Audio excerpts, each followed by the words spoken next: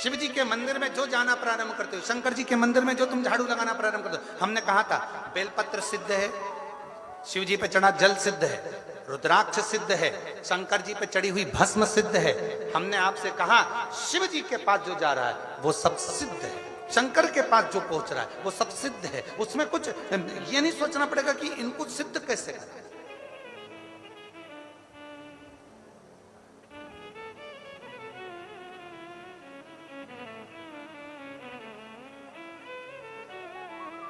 शिव जी को जल सोने के लोटे से चढ़ाया जाता है, चांदी के लोटे से चढ़ाया जाता है, तांबे के लोटे से चढ़ाया जाता है, पीतल के लोटे से चढ़ाया जाता है, स्टील के लोटे से चढ़ाया जाता है, कांसे के लोटे से चढ़ाया जाता है, हीरे के लोटे से चढ़ाया जाता है, पन्ना के लोटे से चढ़ाया जाता है। काय के लोटे से शंकर भगवान जल को स्वीकार करते हैं। जम के बोले, जम के तांबे के लोटे से शिव जल को स्वीकार। क्यों भैया? चांदी क्या शिव स्वीकार नहीं करते?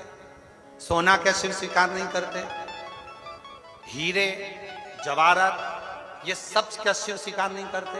तो तांबे से भगवान शंकर का ऐसा कौन सा मेल है? तांबे से 33 कोटि देवता का ऐसा कैसा मेल है? तांबे से भगवान नारायण का ऐसा क्या प्रेम है? तांबे के लोटे से, तांबे के पात्र से, तांबे के कलश से, तांबे के बर्तन से भगवान का इतना प्रेम कैसे हो गया? आखिर ताम्र का पात्र ही भगवान को प्रीत क्यों? 33 कोटि देवता को तांबे का बर्तन ही क्यों अच्छा लगता है? स्टील क्यों नहीं अच्छा लगता? सोना क्यों नहीं अच्छा लगता? चांदी क्यों नहीं अच्छी लगती? कांसा क्यों नहीं अच्छा लगता? पीतल क्यों नहीं अच्छा लगता? उनको सोना ही क्यों भाता? उसको तांबा ही क्यों भाता? तांबे की मूलता क्या? और ये प्रश्न केवल एक नहीं है, ये प्रश्न कई लोगों का कि भगवान को तांबे का लोटा, तांबे का पात्र, तांबे का बर्तन, शिव को, राम को, कृष्ण को, भगवान को। अब दुनिया के लोग चांदी का प्रयोग करने लगे, चांदी का लोटा होना, चांदी का ये होना, चांदी का वो होना। अब थोड़ा सा अपना अपना भाव है, हम बोलेंगे तो लोगों को थोड़ी काली मिर्ची लग जाती है, इसलिए हम बोलते हैं। अब लोगों का मन का भाव हो गया कि हम करोड़पति हैं तो चांदी से अभिषेक करेंगे, हम धनपति हैं तो शिव जी को, राम जी को, कृष्ण जी को, मेरे भगवान को, 33 कोटि देवता को अगर कोई पात्र अच्छा लगता है तो वो तांबे का पात्र अच्छा लगता है, बाकी के पात्र से कोई मतलब नहीं। और वो भी क्यों लगता है? किस लिए लगता है? उस तांबे के पात्र में ऐसी क्या प्रीत है?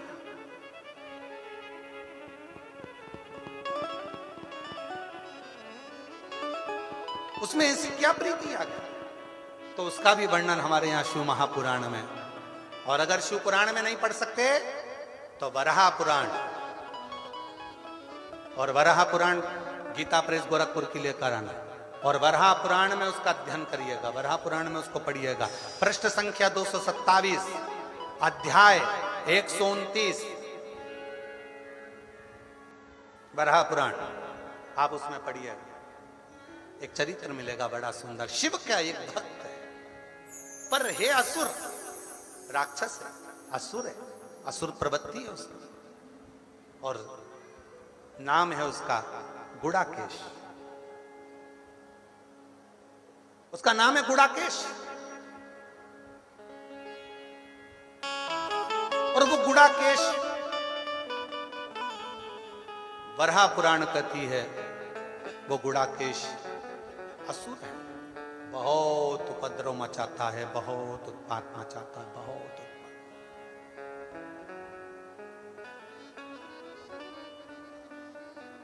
थोड़ा ध्यान दीजिएगा। चांदी के बर्तन से अगर आप पूजन कर रहे हो तो चांदी के बर्तन को सिद्ध करना पड़ेगा।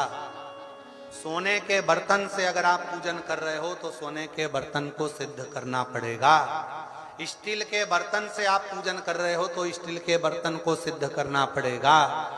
केवल एक पात्र होता है तांबा, जिस पात्र को सिद्ध नहीं करना पड़ता वो अपने आप सिद्ध रहता है, अपने आप।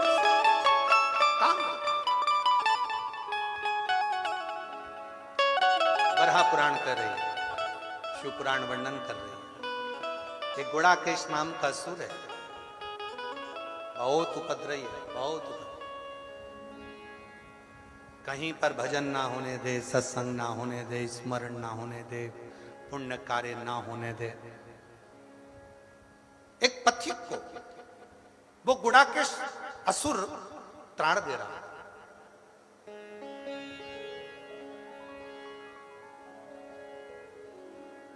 बहुत ताड़ दे रहा। अब वो गुड़ाकेश असुर जब बार बार तार दे रहा था तो वहीं से उसी समय पर नंदी का निकलना हुआ, नंदी का आगमन, नंदी का। और नंदी निकल कर जा रहे थे। उन्होंने देखा कि कोई असुर एक पथिक को कष्ट दे रहा है, कोई असुर पथिक को कष्ट दे रहा है। नंदी रुक गए और नंदी ने रुक कर कहा, भाई तुम कौन हो? वो असुर हंसा, हंसकर कहा कि मैं गुड़ाकेश असुर हूं,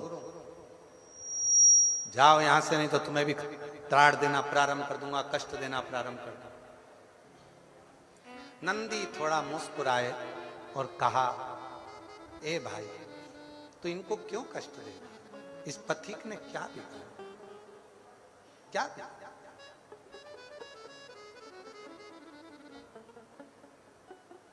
इस पथिक ने तेरा कुछ बिगाड़ा है जो तू उसको कष्ट दे रहा है? दुनिया में ऐसे कई लोग ऐसे हैं जो किसी को पहचानते नहीं हैं, एक आध बार मिले भी नहीं है, उसको जानते भी नहीं है, पर किसी ने एक कमेंट्स बुरा कर दिया, बुरा लिख दिया और उसने फिर कमेंट्स में बुरा लिखना प्रारंभ कर दिया। तू उससे मिला था क्या? तू एक आध बार उससे मिलकर आया था क्या? नहीं मिला, फिर कमेंट्स क्यों कर रहा है? जब हम उसे पहचानते ही नहीं, हम उससे मिले ही नहीं, उसका स्वभाव ही नहीं जाना, उसका व्यवहार ही नहीं जाना, और किसी ने निंदा करी और तुमने निंदा करना प्रारंभ कर दी। किसी ने निंदा करी और तुमने निंदा करना चालू कर दी।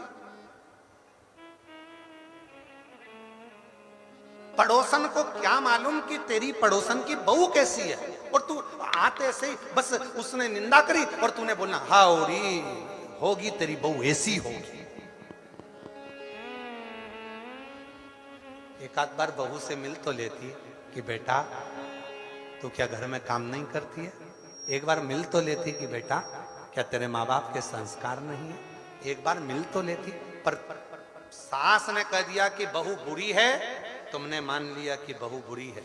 ऐसे ही संसार में कई लोग हैं जो कह देते हैं वो बुरा है, तो लोगों ने मान लिया हो सकता है वो महाराज ऐसा ही हो सकता है वो व्यक्ति वैसा ही हो सकता है वो व्यक्ति बुरा ही हो सकता है वो बहू बुरी हो सकता है वो सास बुरी हो। कैसे मान लिया?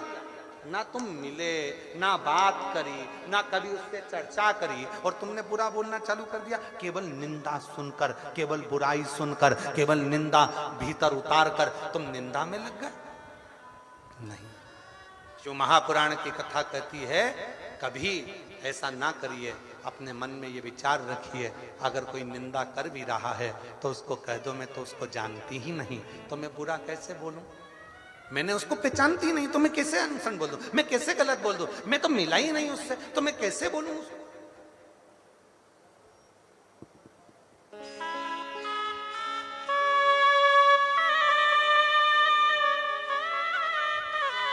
एक बात बोले हम आप लोगों को, सबसे अच्छा काम अगर किसी का लगता है तो हमको तो हमारा लगता है। क्यों? क्योंकि हम किसी से मिलते भी नहीं, बात भी नहीं करते, तो कोई हमारे पास में आके किसी की निंदा भी नहीं करता और ना किसी की बात हमारे सामने आकर बोलता। मिलते ही नहीं। केवल 2 दिन, 5वां 6ठा दिन थोड़ी बहुत देर जो समय होता है उस समय पर मिल लेते हैं। बाकी के दिन तो कोई बोल भी दे कि मिलने का, चलने का, कहीं ना तो, और ना किसी के घर जाते और ना किसी के मिलने के लिए कोई। और सबको मालूम है कि महाराज मिलेगा तो है ही नहीं, तो टाइम बर्बाद करने से कौन सा मतलब है? जाके खड़े भी हो जाएंगे तो नहीं मिलेगा। सबको मालूम है कि मिलने वाला तो है नहीं, भजन ही करेगा वो, मिलता तो है ही नहीं।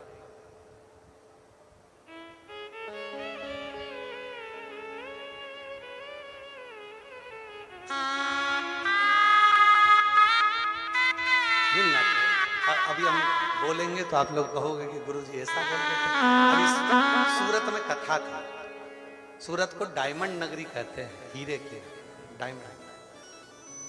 अब हम क्या बोले, एक भगत आए, कहा आशीष भैया को ऐसा ऐसा है और ऐसा ऐसा क्रम है, गुरुजी को बोलो ना 5 मिनट आए। डायमंड नगरी थी। हमने कहा आशीष उनको बोलो एक डायमंड हमारे पास में है, हमारा कुबरेश्वर बाबा एक डायमंड है हमारे पास, कोहिनूर हीरा है, कोहिनूर, उसके आगे सारे हीरे फीके हैं। ये वो हीरा है जो रोता हुआ, जो जिस कामना से कथा के पंडाल में आकर बैठता है और मेरे शिव की शरणागति में बैठकर जो मांग लेता है, दुनिया क्या देगी वो देव अधिदेव महादेव 3 महीने में उसकी झोली में डाल। नंदी ने जब देखा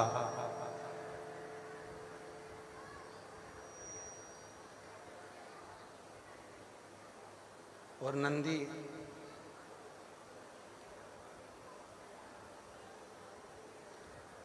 गुड़ाकेश असुर को रोकता, तुम ये क्यों कर रहे हो, किस लिए कर रहे हो, ये ठीक नहीं है। किसी को कष्ट देकर आप जिंदगी में कभी सुखी नहीं रह सकते।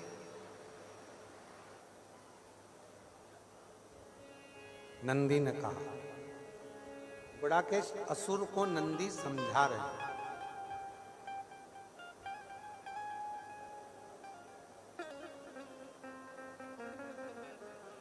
गुड़ाकेश असुर को नंदी समझाने का प्रयास कर रहे कि आप किसी को कष्ट देंगे तो क्या सुखी रह जाएंगे। असुर हो, तुम्हारे चेहरे पर तेज नहीं,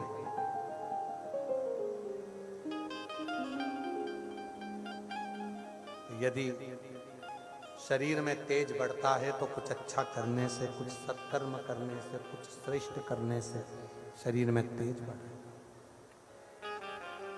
सूर्य की लालिमा जैसी शरीर में चमक चाहते हो तो कुछ अच्छा कर्म करो, श्रेष्ठ कर्म करो। और जब व्यक्ति अच्छा कर्म करेगा तो उसका चेहरा, हम फिर निवेदन करेंगे, क्रीम की चमक कुछ महीनों की रहती है, ब्यूटी पार्लर की चमक कुछ घंटों की रहती है, और अच्छे कर्म की चमक मरते दम तक रहती है। अंत घड़ी तक, अंतिम समय तक चमक बरकरार रहती है। इसलिए फिर निवेदन करें, हिम्मत बुरे कर्म कर बंदे वरना पछताएगा, भगवान की आंखों से तू बच नहीं पाएगा, तू बच नहीं पाएगा। हरि ओ अज्ञानी मत करना दानी। कर्म करिए, और जितने अच्छे कर्म आप जिंदगी में करेंगे उतने आपके जीवन में वो तेज, वो चमक बनती चली जाएगी। अच्छे कर्म से। कथा चल रही है कि तांबा का बर्तन, तांबे का लोटा भगवान को क्यों प्रिय, तांबे का पात्र भगवान को क्यों प्रिय, कथा चल रही। तो गुड़ाकेश, तुम सूर्य की लालिमा जैसी लालिमा यदि चाहते हो, तेज चाहते हो, तो शिव की साधना करो, शंकर भगवान की उपासना। और गुणाकेश ने ये विचार कर लिया कि अब मैं अगर करूंगा तो शिव की साधना ही करूंगा, मैं शंकर भगवान की साधना करूंगा, मैं शिव की साधना करूंगा, मैं शंकर भगवान का भजन करूंगा। शिव साधना है। गुणाकेश भगवान शंकर की साधना में लग गया और शिव नाम का जप गुड़ाकेश करने लगा, भगवान शंकर की साधना करने लगा, शंकर भगवान का भजन कीर्तन स्मरण करने लगा। गुड़ाकेश शिव कथा कर रही है।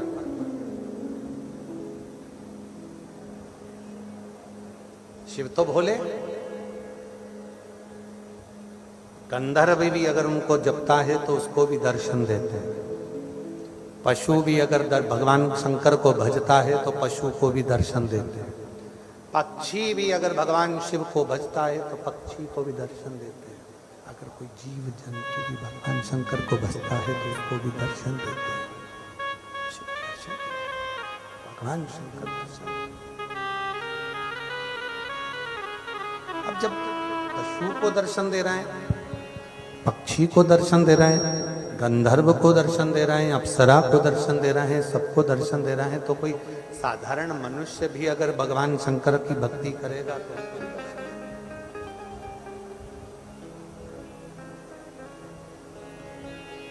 तुम यदि उसको भज रहे हो, तुम यदि उसकी साधना कर रहे हो, तुम उसकी उपासना कर रहे हो, शंभु शंभु, तुम जब उसकी साधना कर रहे हो, आराधना कर रहे हो, उपासना कर रहे हो, तो वो दर्शन जरूर शिव दर्शन। गुणाकेश के सामने भगवान शंकर एक छोटे से ग्वाले का रूप रखकर आ। ये स्पीकर चल रहा है क्या भैया? देखना जरा, कान लगा के सुनो जरा इन स्पीकरों का। गुणाकेश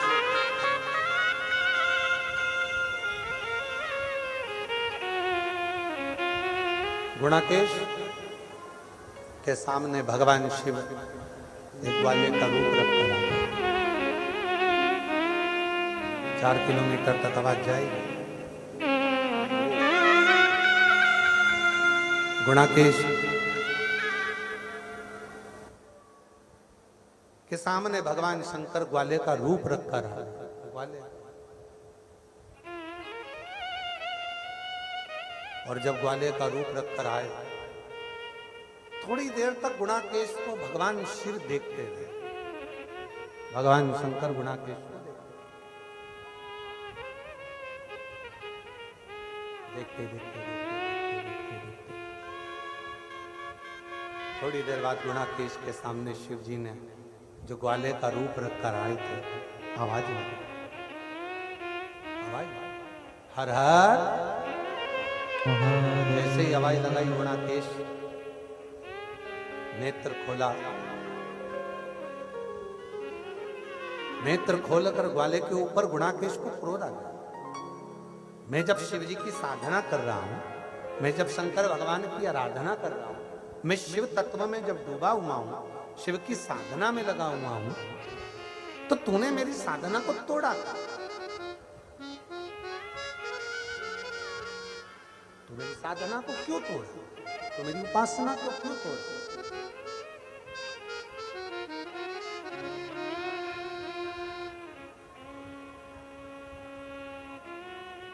भगवान शिव जो ग्वाले का रूप रखकर आए, भगवान शंकर जो ग्वाले का रूप लेकर आए, भगवान शंकर ने कहा ग्वाले का रूप रखकर, अरे गुणाकेश, तू शंकर भगवान को भज रहा है, पर शंकर जी के तो पूरे शरीर पर भस्म लगी होती है। उनका पूरा शरीर भस्म से भरा हुआ होता है। उनकी सुंदरता कितनी है ये किसी ने नहीं देखी। हाँ, यदि सुंदरता देखी है तो भगवान नारायण की देखी है। शिव जी गुणाकेश को भगवान नारायण की सेवा में लगा गए और कह दिया कि नारायण की भक्ति करो, भगवान नारायण का भजन करो। अब तो गुणाकेश ने सोच लिया कि वास्तव में नारायण तो बड़े सुंदर है, नारायण जैसी सुंदरता तो हो ही नहीं सकती, बड़े सुंदर है, बड़े सुंदर। तो उनके जैसी सुंदरता मुझे मिले, सूर्य की तेज लालिमा जैसी लालिमा मुझे मिले, वैसा तेज मुझे प्राप्त हो और वैसा तेज मेरे जीवन में मिले। नारायण की सेवा में लग गए शिव जी, वहां से ओझल हो गए। अब गुणाकेश भगवान नारायण की सेवा कर रहे थे, नारायण का भजन कर रहे थे, नारायण के स्मरण में डूबे।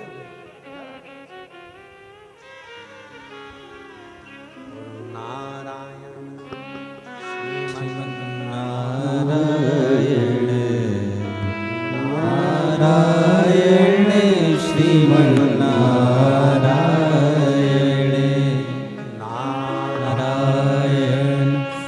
श्रीमन्नारायण नारायण श्रीमन्नारायण लक्ष्मी नारायण सत्यनारायण नारायण श्रीमन्नारायण लक्ष्मी नारायण सत्यनारायण नारायण श्रीमन्नारायण नारायण श्रीमन्नारायण नारायण श्रीमन्नारायण नारायण श्रीमन्नारायण नारायण श्रीमन्नारायण। लग गए नारायण की सेवा में। गुणाकेश भगवान नारायण का मंत्र जाप कर रहा है, उच्चारण कर रहा है नारायण के नाम। नारायण नारायण नारायण नारायण नारायण नारायण कहते हैं। बैकुंठ धाम हिलने लगा। इंद्र को लगा वो गुणाकेश तो असुर है, राक्षस है, और असुर होकर भगवान नारायण का तप कर रहा है। मुझे लगता है जरूर ये भगवान नारायण से कोई ना कोई वर प्राप्त करेगा। इंद्र को लग गया।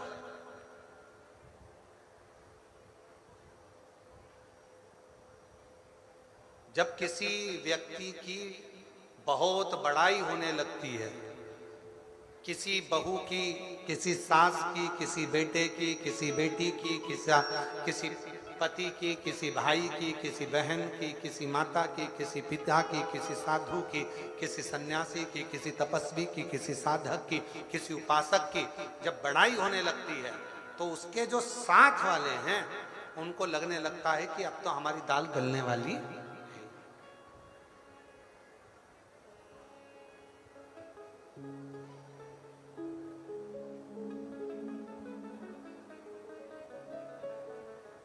भारत की भूमि पर एक ज्योतिर्लिंग ऐसा है जो ईर्ष्यालुओं की ईर्ष्या भी समाप्त कर देता, और वो ज्योतिर्लिंग है त्र्यंबकेश्वर महादेव। त्र्यंबकेश्वर गौतम बाबा पर गौ हत्या का दोष लगा दिया था। गौतम ऋषि पर गौ हत्या का दोष लगा था। गौतम बाबा पर जब गौ हत्या का दोष लगा,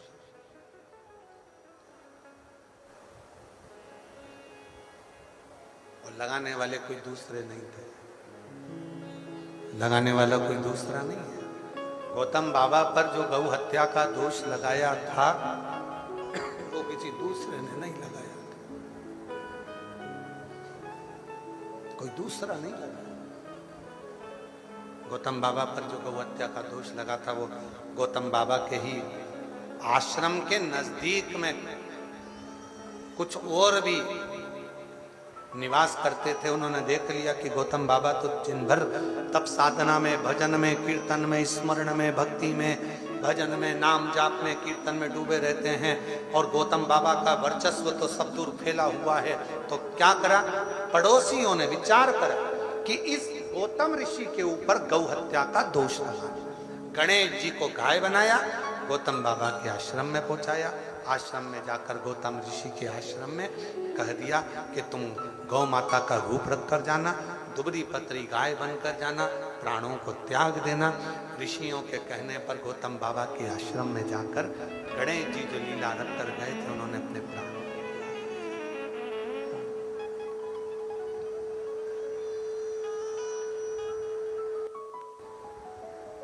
को सबने मिलकर गौतम बाबा पर गौ हत्या का दोष लगा। संसार का मनुष्य एक मानव और एक महादेव, दोनों में अंतर है।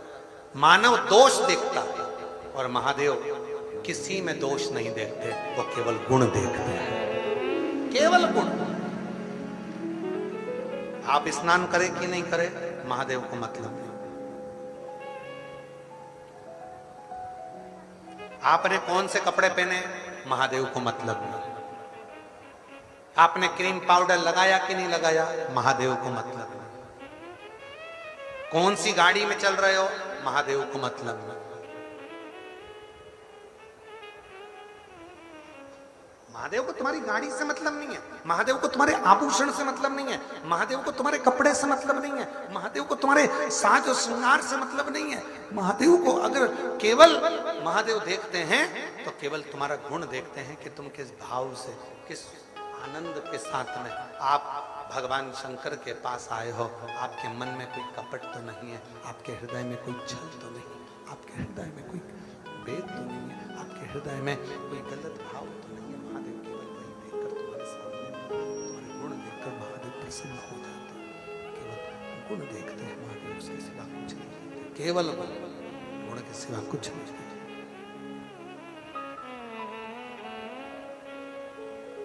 वो दोष देख रहे हैं, वो गुण देख रहे हैं। दुनिया का काम है वो दोष देखना। दुनिया केवल जब भी मिलेंगे वो केवल दोष देखेंगे, गुण नहीं देखेंगे, केवल दोष, केवल दोष। साउंड वाले भैया कुछ अच्छा कर सकोगे? शंभो शंभो शंभो शंभो शंभो शंभो।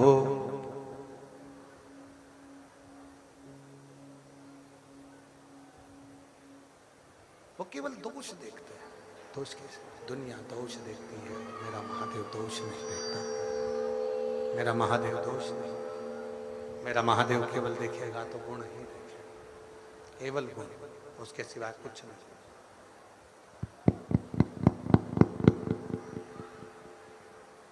केवल शिव गुण देखते हैं, उनके पास में दोष देखने का काम। क्या पहने हो उससे मतलब नहीं है, क्या धारण करे हो उससे भी मतलब नहीं, क्या कर रहे हो उससे भी मतलब नहीं। इसीलिए हमारे शिव जी के सामने जब हम लोग स्तुति आप लोग करते हैं, भगवान शंकर को धतूरा कौन कौन चढ़ाता है? कभी तो चढ़ाया होगा धतूरा, चढ़ाया है कभी धतूरा? क्यों चढ़ाते हैं? ये आंख का फूल भगवान शंकर को क्यों चढ़ाते हैं? किस लिए चढ़ाते हैं? शिव जी को आंख का फूल प्रिय है इसलिए चढ़ाया जाता है, शिव जी को धतूरा प्रिय है इसलिए चढ़ाया जाता है। पर शिव महापुराण की कथा कर रही है, आप में से कितने लोग हैं जिनको कांटे प्रिय है? आपको कांटा प्रिय है क्या? सभी को फूलों की सेज अच्छी लगती है, मखमल का गादी तकिया अच्छा लगता है, किसी को कांटा अच्छा नहीं लगता। तो शंकर भगवान को धतूरा क्यों अच्छा लगेगा? शिव जी को आंख का फूल क्यों अच्छा लगेगा? पर शिव जी तुमसे आंख का पुष्प लेते हैं, शिव जी तुमसे धतूरा लेते हैं। उसका कारण क्या है? उसका एक कारण है, हम धतूरा भगवान को इसलिए देते हैं कि बाबा ये धतूरे में जैसे कांटे हैं, मेरी जिंदगी में भी बहुत कांटे हैं बाबा, ये कांटों से भरा हुआ मेरा जीवन है बाबा, ये कांटों से भरा हुआ मेरा जीवन है बाबा। बस इस कांटे भरे जीवन को मैं किसी को नहीं दे सकता, दूंगा तो केवल तुझे ही दूंगा। कड़वाहट से भरे हुए जीवन को मैं किसको दूंगा बाबा? दूंगा तो केवल तुझको दूंगा। तू इस धतूरे को जैसे स्वीकार करे, तू जैसे इस आँख के पुष्प को स्वीकार करे बाबा, वैसे ही मुझे भी तू स्वीकार कर लेना, मुझे भी अपनी शरणागति देना, मुझे भी अपना बना लेना। बस उस तरह से भगवान को समर्पित कर दो। स्वीकृति में भगवान शंकर के, शिव को प्रीता नहीं,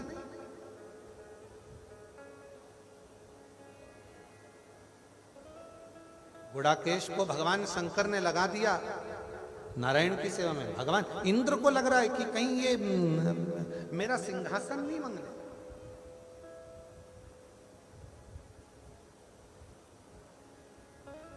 बड़ी बहू ज्यादा सेवा करती है तो छोटी बहू को लगने लगता है कहीं मम्मी इसको सोने की अंगूठी ना दे दे, और छोटी बहू ज्यादा सेवा करती है तो बड़ी को लगने लगता है कहीं सास इसको कुछ ना निकाल कर दे दे।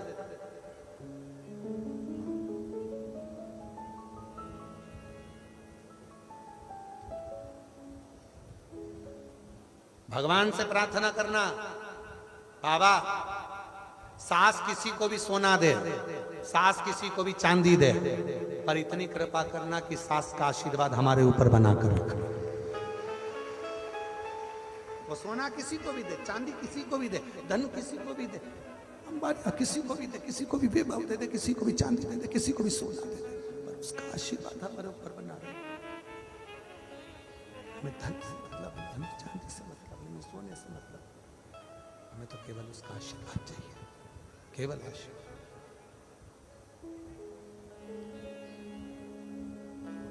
वो एक हमारे सैलन भैया गुनगुनाते ना, देना हो तो दीजिए जन्म जन्म का, मेरे सिर पर रख दो बाबा अपने दोनों हाथ, देना हो तो दीजिए जन्म जन्म का साथ। भगवान देना है।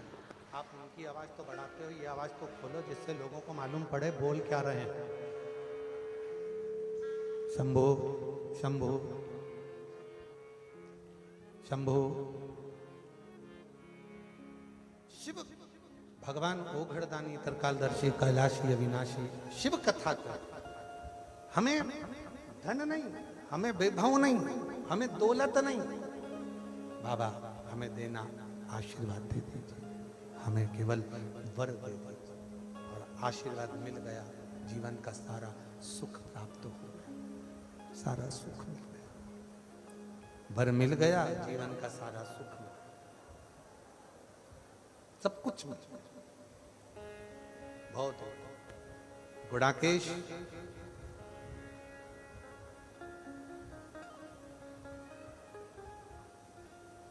नारायण की सेवा करे पर इंद्र को ठीक नहीं लगा। इंद्र को लगा कि कहीं मेरा सिंहासन ना मांग लिया। ब्रह्मा जी के पास पहुंच गए। ब्रह्मा जी बोले चिंता मत करो, क्यों टेंशन लेते हो, शिव पर छोड़ दो, भगवान देवादिदेव महादेव पर छोड़ दो, भगवान शंकर पर सब छोड़ दो। छोड़ दिया शिव जी को, शंकर भगवान पर सब छोड़ दिया, शिव जी पर सब छोड़ दिया, और स्वयं नारायण भगवान आज गुणाकेश के सामने प्रकट हो गए। गुणाकेश के सामने जैसी नारायण प्रकट हुए, गुणाकेश क्या चाहता, क्या दिया जाए तो? गुणाकेश नेत्र खोलकर भगवान नारायण का जब दर्शन करे तो गुणाकेश ने कहा, मांगने को तो मैंने तब करा था सूर्य की लालिमा जैसा तेज मुझे मिले, मांगने को तो मैंने तब किया था कि सूर्य की लालिमा जैसी सुंदरता मुझे मिले, इतना तेज इतनी लालिमा मुझे प्राप्त हो, मुझे मिले।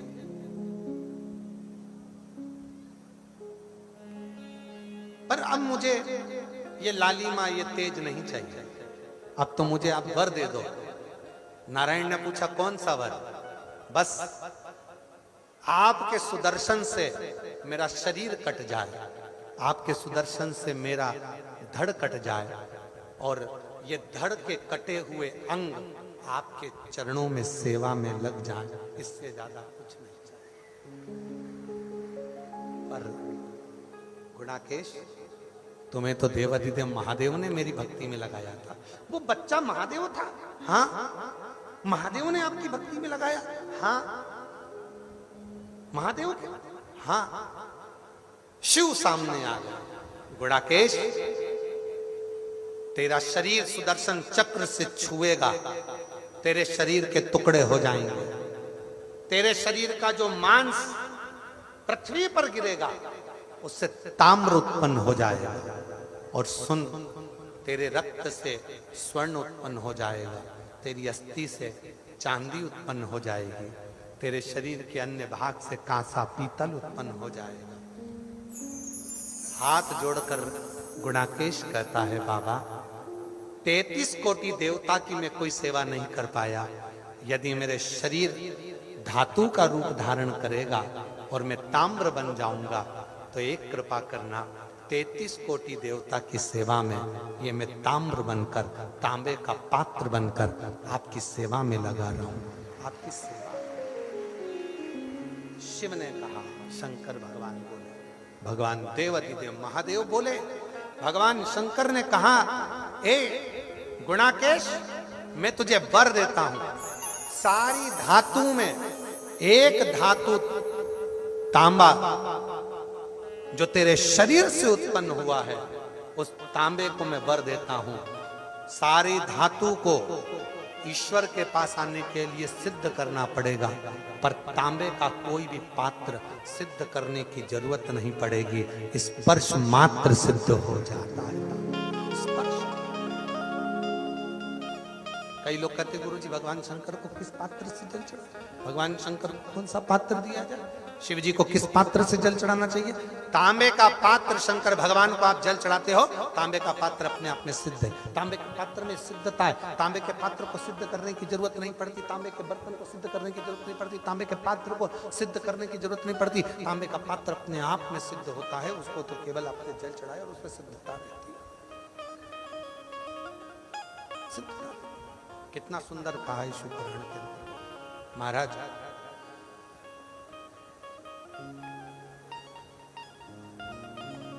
जब हम घर में से तांबे के लोटे में जल भरकर शिव जी के मंदिर में लेकर जाते हैं, जब हम घर से जल भरकर तांबे के लोटे में शंकर भगवान के मंदिर में पहुंचते हैं जल लेकर, तो हमारे घर का जो सारा तकलीफें हैं, कष्ट हैं, हम बाबा देवाधिदेव महादेव को कहने के लिए, उसके चरणों में छोड़ने के लिए कि हमारे जीवन में ये दुख, ये कष्ट, ये तकलीफ है, आप इसको स्वीकार कर लीजिए, हमारे जीवन में ये कष्ट, ये तकलीफ से सब मिट जाए। शिव को समर्पित करने के लिए जाते हैं, भगवान शंकर को समर्पित करने के लिए।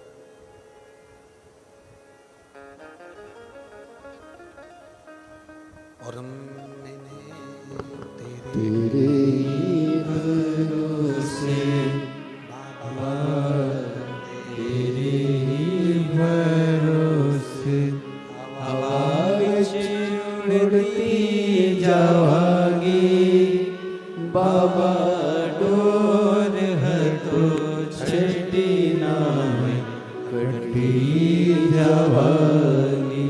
बोले मैं तेरी बदन शंभू, मैं तेरी बदन। ईश्वर की शरणागति में, ईश्वर के चरणों में समर्पित। इसलिए प्रतिदिन अपने घर से एक लोटा जल लेकर जाओ, प्रतिदिन अपने घर से जल लेकर शिव जी के शिवालय तक, भगवान शंकर के मंदिर तक जाइए, शिव के शिवलिंग तक जाइए। जब आप भगवान शंकर के शिवलिंग को समर्पित करोगे,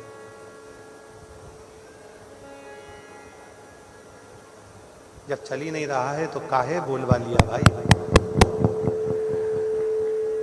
शिव के शिवलिंग को समर्पित करने के लिए जाए, भगवान शंकर के शिवलिंग को समर्पित करने के लिए जाए।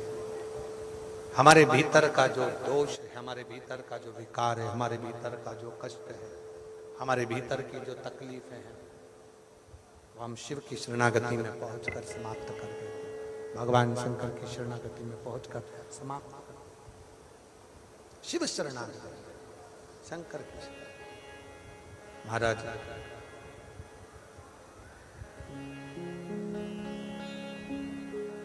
ताम्र का पात्र सोना चांदी हीरा पन्ना के पात्र से भी ज्यादा सिद्ध माना गया।